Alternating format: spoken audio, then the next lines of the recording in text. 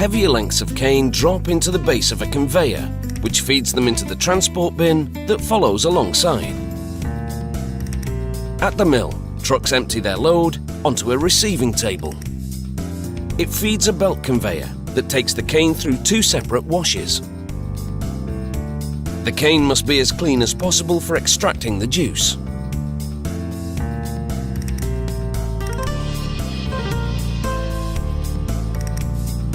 But first, the cane's hard structure is broken down inside this crusher, where rotating hammers break the cane into small pieces.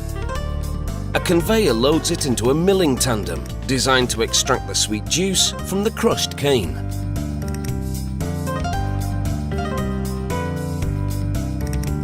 In this milling tandem, the cane passes through a series of 5 or more consecutive mills. Large cylinders compress the cane fibre. The juice pours out of the milling tandem and diverts into a channel away from the bagasse, the dry pulp that remains after extracting the juice.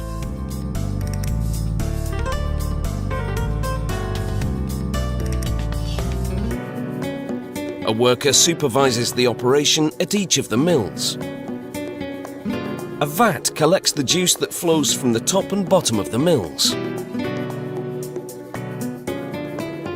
Now that the juice is extracted from the sugar cane, it's time to process it.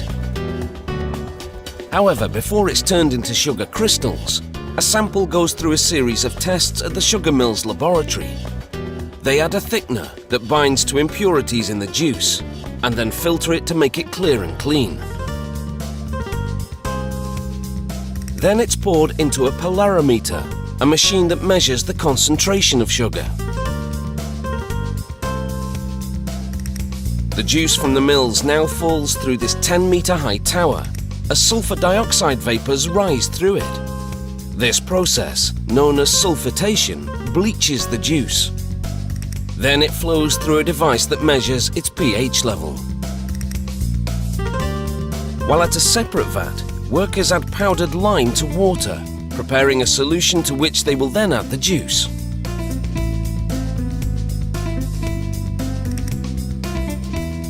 An agitator mixes the cane juice and lime solution for about 6 hours to complete a process called alkalization.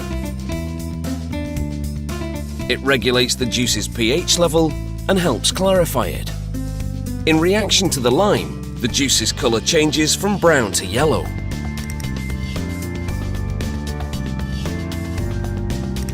Next, the juice goes into these clarifier tanks. It takes over 2 hours for the juice to settle and for the impurities to fall to the bottom of the tank. A sample taken from the tank shows how the sludge collects at the bottom, while the clarified juice collects at the top. There's still quite a way to go before it's transformed into the stuff that goes into your tea. Workers filter the residue, known as mud, from the clarifier tanks to extract any remaining sugar.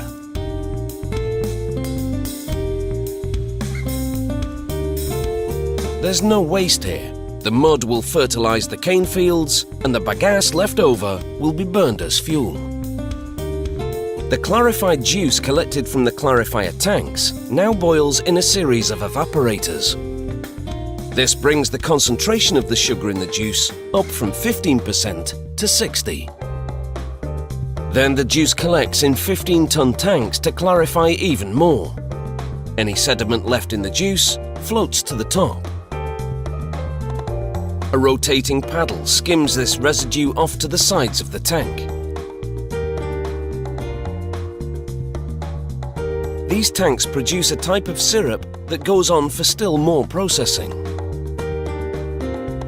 Workers now pour sucrose crystals suspended in alcohol into the syrup. This milky solution binds to the sugar present in the syrup and helps draw it out. Next, it all boils in large vacuum pans, forming sugar crystals. As the water in the syrup boils away, workers regularly check to see how the sugar is crystallizing. The goal? To produce a thick crystallized paste known as masquite. It then goes into a high-speed centrifugal machine to remove the sugar crystals from the uncrystallized syrup. Inside, the sugar spins at 1,200 revolutions per minute. This action draws the molasses to the outer shell of the machine, while the crystals remain in the inner basket.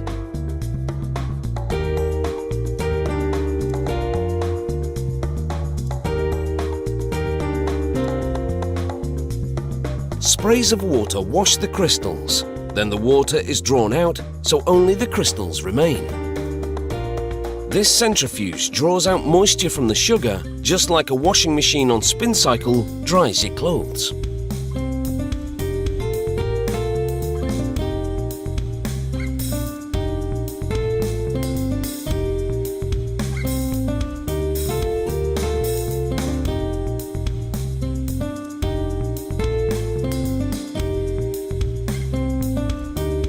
Next, a conveyor belt carries the sugar crystals out of the centrifuge.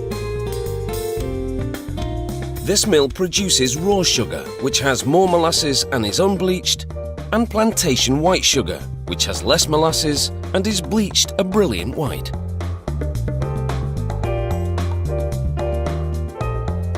The sugar on the conveyor now goes into a large dryer.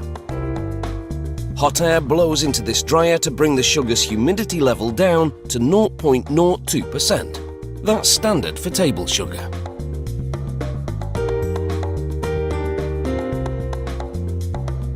The dried sugar pours out from the dryer into a bag on a scale. It's full when it weighs in at 1,000 kilos.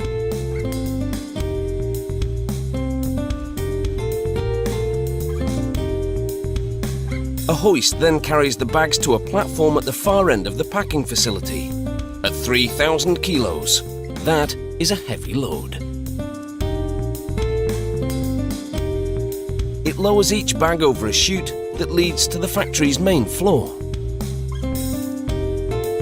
Workers carefully open each bag in turn and pour out the sugar directly into the chute. It feeds an automated packaging machine which fills a series of 2-kilo plastic bags, seals them and separates them. This packing facility produces 200,000 bags every day.